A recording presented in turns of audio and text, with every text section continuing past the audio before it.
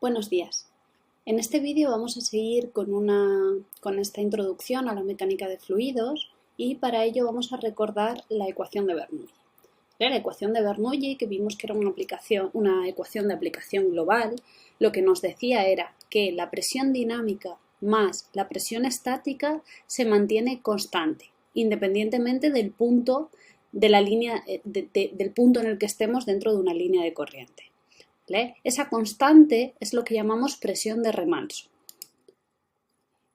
Vale, vamos a ver una aplicación de la ecuación de Bernoulli que es el tubo Pitot. El tubo Pitot es un instrumento que se usa muy habitualmente en las aeronaves para medir la velocidad. Si os fijáis, consiste en dos tubos concéntricos. Vemos el que está marcado en amarillo, sería el tubo exterior, y vemos que tiene unas pequeñas perforaciones aquí en el exterior. El tubo blanco, que sería el tubo interior, vemos que está abierto justo en el extremo. ¿Vale? Esto iría colocado, esta sería la dirección de la corriente del fluido, del aire en este caso. Vemos que el tubo Pitot se sitúa en las aeronaves de forma que apunte en la dirección longitudinal, la dirección de movimiento longitudinal. ¿Vale? Así se puede medir la componente principal de la velocidad. Entonces, tal y como están colocados los agujeros en cada uno de los tubos, podemos ver que el tubo central lo que va a medir es la presión total de la corriente y los agujeros periféricos, estos de aquí, van a medir la presión estática.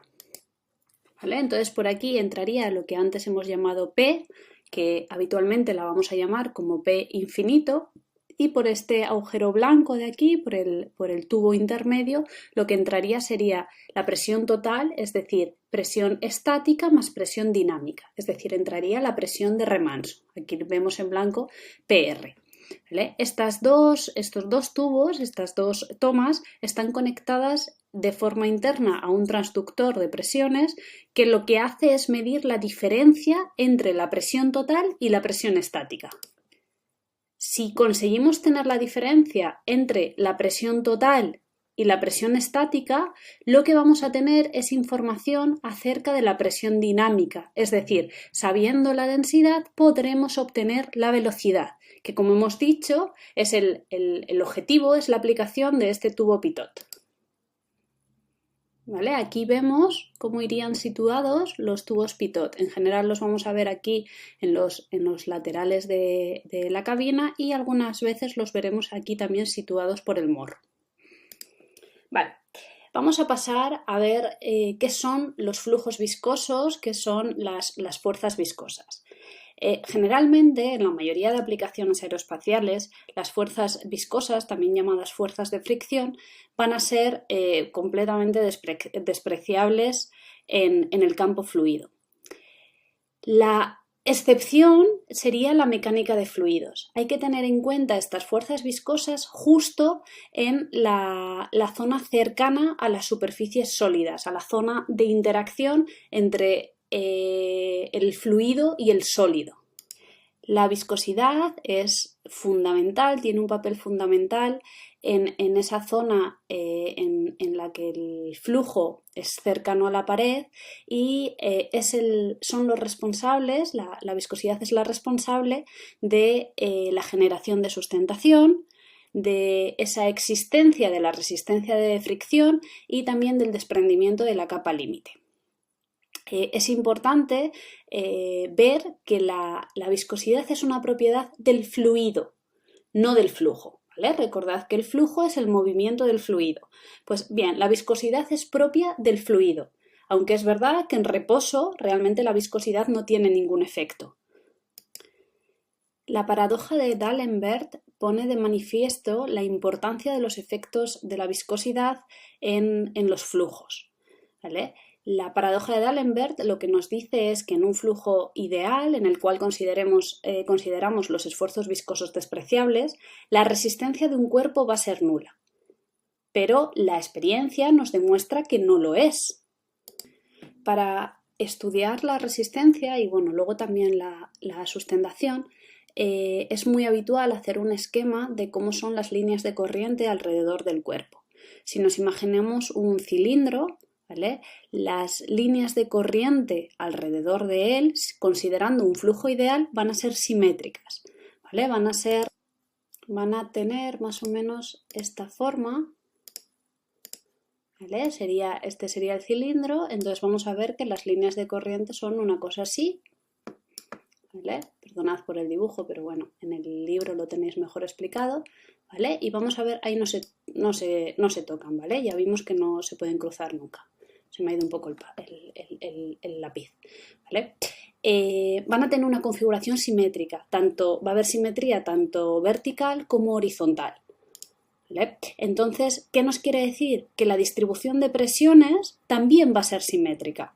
Por lo tanto, si no hay diferencia de presiones en un lado y en otro del cilindro, la resultante de las fuerzas aerodinámicas ya vimos en su momento que son sustentación y resistencia, va a ser nula.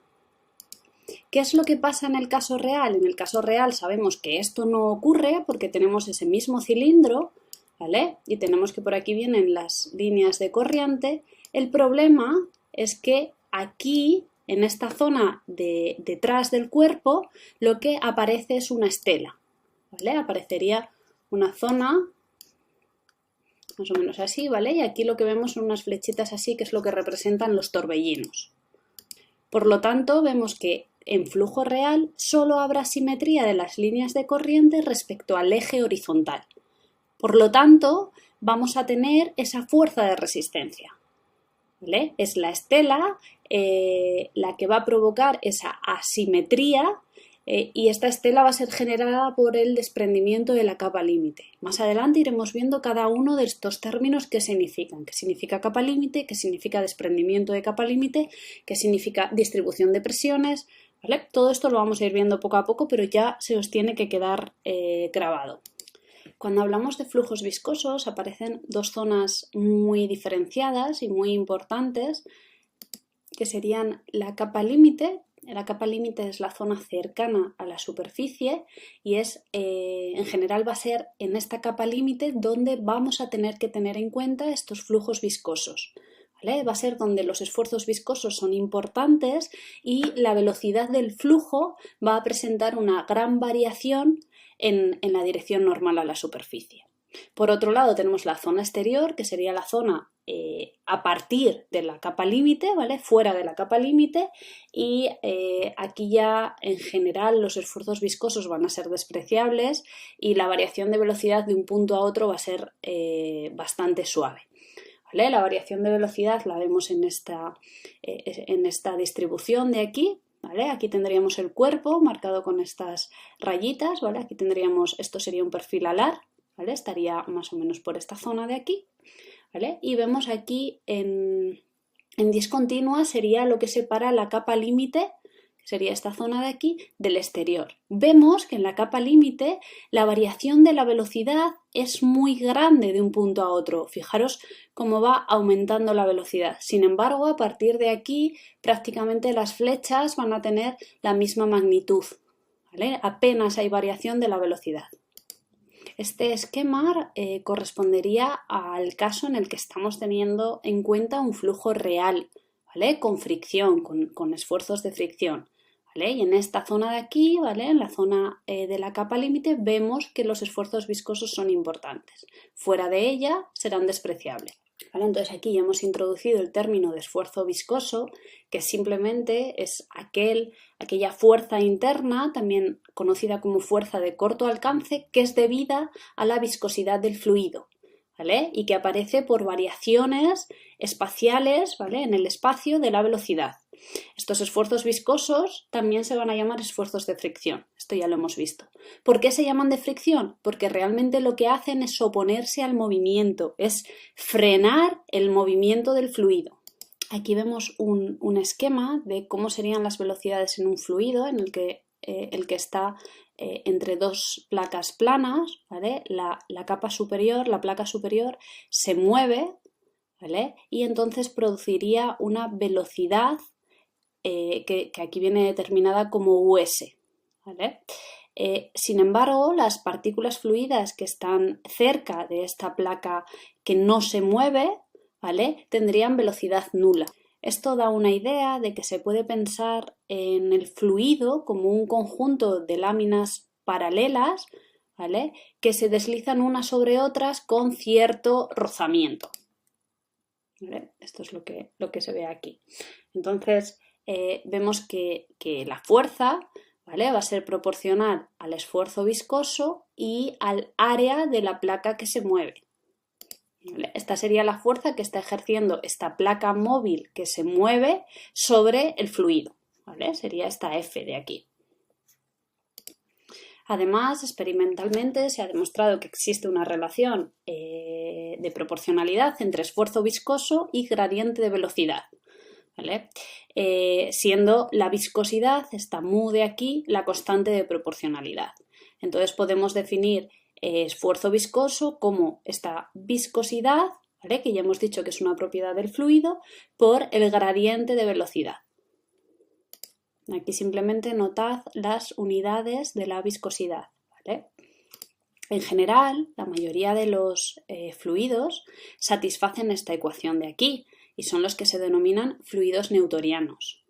¿Vale? Aquí tenemos algunos órdenes de viscosidad típicas de distintos fluidos, del aire, del agua, del aceite. Fijaros cómo cambia el orden de magnitud.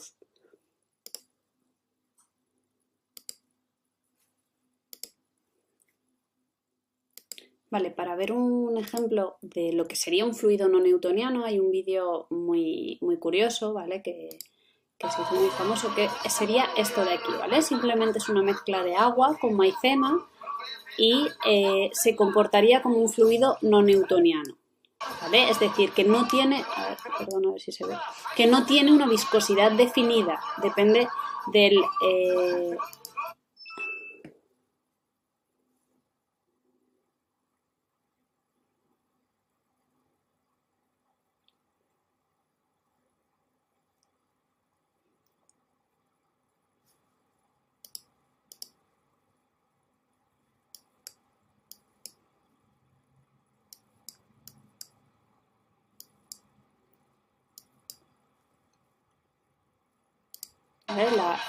fijaros que aquí, si tú dejas la bici, entraría hacia adentro, ¿vale?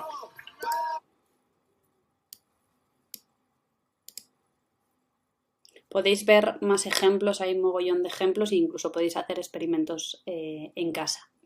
¿Vale? Por último, relacionado con esto, podemos definir la resistencia de fricción, ¿vale?, por esta integral de aquí, y vemos que depende directamente del esfuerzo viscoso en la superficie S, ¿vale? Es una integral a lo largo de la superficie S.